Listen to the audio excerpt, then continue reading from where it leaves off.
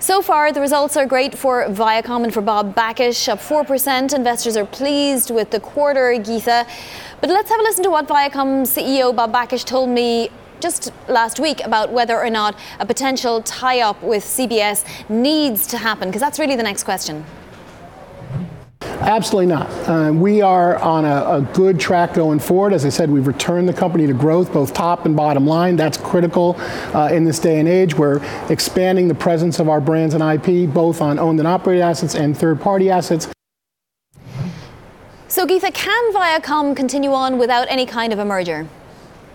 So I think, Avani, they've definitely made some significant strides. They've really righted the ship in terms of at least Paramount, the film studio, which was in a complete mess 2 years ago. And so I think investors have kind of warmed up to this idea that Viacom is definitely making this significant turnaround. But I think at the end of the day, they just don't have enough scale. I think when you see a behemoth, a media behemoth like Disney going out and acquiring Fox, I think the writing on the wall is absolutely clear.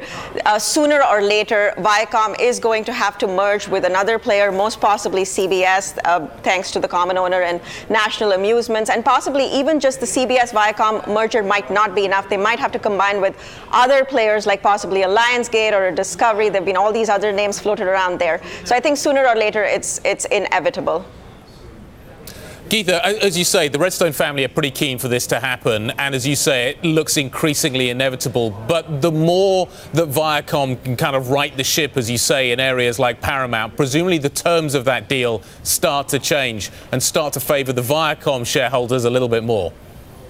Absolutely, I think so. I think last year when the talks were ongoing, I think it fell apart because of that whole exchange ratio, because Viacom felt it was not possibly getting a fair deal. I think now they're definitely in a stronger position. The studio is definitely gaining momentum. They're also becoming fairly strong in the TV production business. They've been ramping up their original content there. They're becoming the source of original content for other streaming platforms like a Netflix with shows like 13 Reasons Why and so on.